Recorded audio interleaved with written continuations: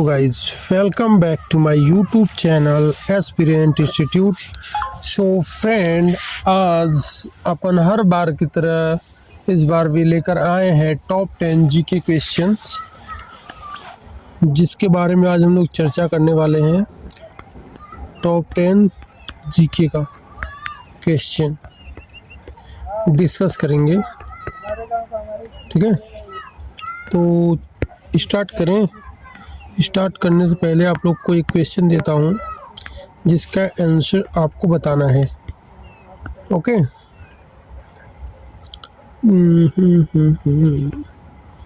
तो आपका क्वेश्चन है ये: भारतीय उपमहाद्वीप मूलतः एक अंग था, किसका अंग था, ठीक है। आपको इसका आंसर बताना है, ठीक है। तो चलिए क्वेश्चन की शुरुआत करते हैं। तो पहला क्वेश्चन है अपना ये: राज्यपाल जो हमारे होते हैं इस समय, राज्यपाल कौन है ये आपको बताना है। राज्यपाल कौन है, वर्तमान में राज्यपाल कौन है, ठीक है, ये आपको बताना है।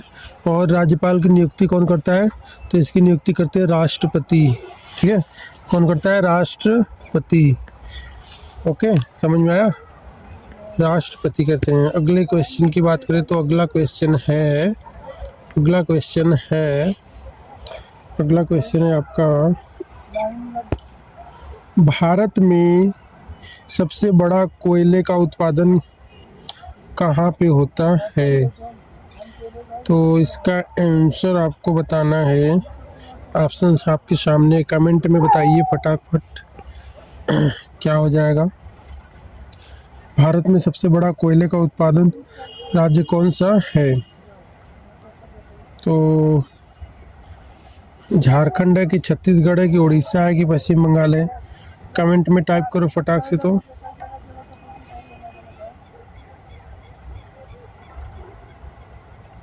झारखंड इसका आंसर है, ठीक है। अगले क्वेश्चन की बात करते हैं। तो अगला क्वेश्चन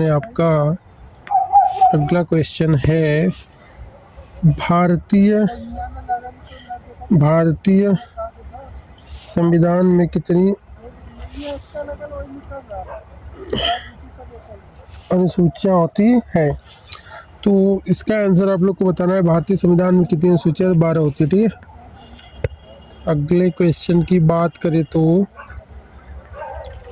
अगला क्वेश्चन हो जाएगा, ये देखो ध्यान से पढ़ो पहले सब लोग पढ़ो, ठीक है।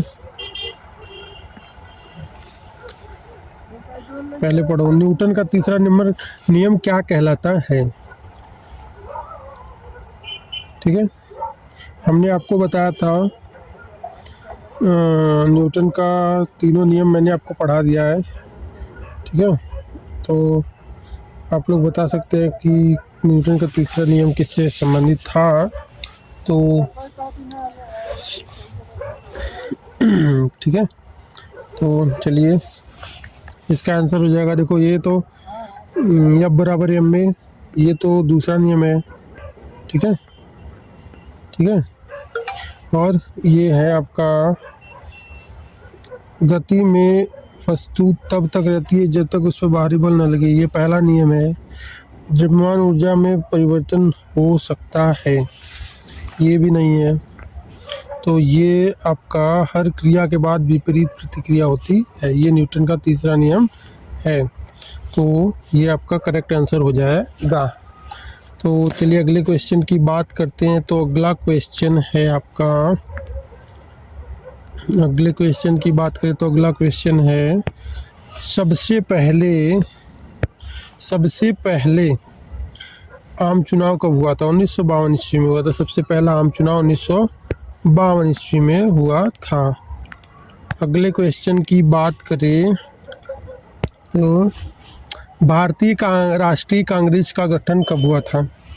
तो 1875 में नहीं हुआ था, 1880 में नहीं हुआ था, 1885 में हुआ था। Is the right answer, okay, ठीक है। अगले क्वेश्चन की बात करें तो अगला क्वेश्चन है, ये तो बहुत ईजी है। राष्ट्रपति के भारत के राष्ट्रपति का कार्यकाल कितने वर्ष का होता है? भारत के राष्ट्रपति का कार्यकाल कितने वर्ष का होता है? 4 वर्ष गलत है, 6 वर्ष गलत है, 7 वर्ष, ये 5 साल के होते हैं। जो राष्ट्रपति होते हैं, प्रेसिडेंट होते हैं, वो उनका कार्यकाल कितने वर्ष का होता है? तो होता है 5 वर्ष का। ठीक है, अब आप लोग को बताना है कि हमारे देश के प्रधानमंत्री का कार्यकाल कितने वर्ष का होता है। बता सकते हैं ना आप लोग, बहुत आसानी से बता सकते हो, तो कमेंट कीजिएगा। अगले क्वेश्चन की बात करें तो अगला क्वेश्चन है, ये कल का क्वेश्चन है। ठीक है, आप लोग ने सॉल्व नहीं किया था आज कोचिंग पे, मैंने देखा था, तो चलिए बता देते हैं। तो देखिए क्या है, रमेश ने एक गाय कितने में खरीदी है? 8580, 8580 रुपये में जब ख़रीदा है भाई, तो इसको 4% का लाभ हुआ, बिना फार्मूले का बता रहा हूँ मैं। ठीक है, इसमें थोड़ा सा दिमाग लगाना है। 4% को अगर भिन्न में बदलेंगे तो क्या हो जाएगा? 4/100, यहाँ से काटेंगे तो 2/50 हो जाएगा, या 1/25 ये हो जाएगा ना, इतना लिख लिया ना। हाँ, तो 1/25 हमने बताया था कि बेस को हमेशा कास्ट प्राइस मतलब विक्रय मूल्य मानेंगे, क्रय मूल्य। तो मान लेते हैं क्रय मूल्य 25 था। ठीक है, बेचा कितने का?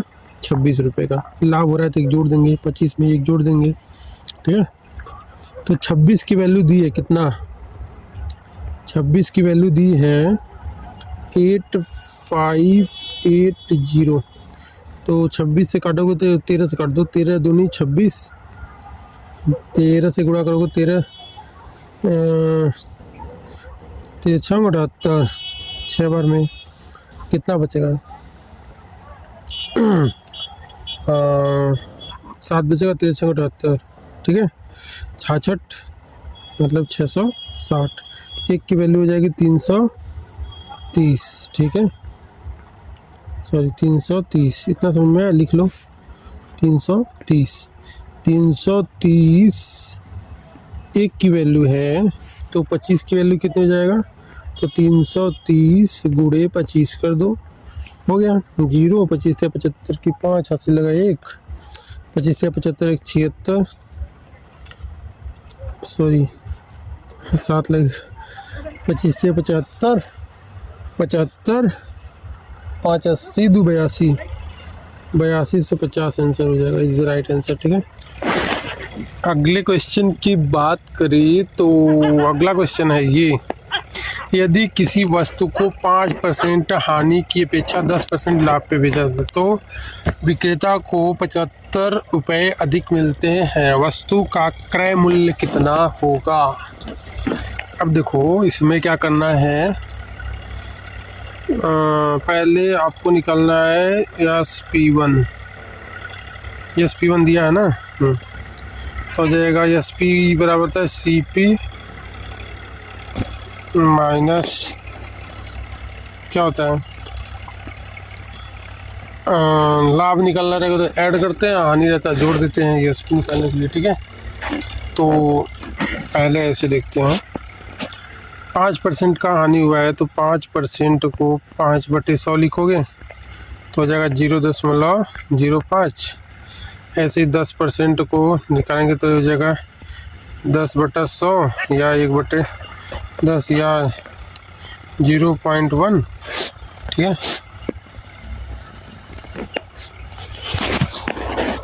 चलिए इसको बताते हैं फिर से। 5% को हम लिख सकते हैं क्या,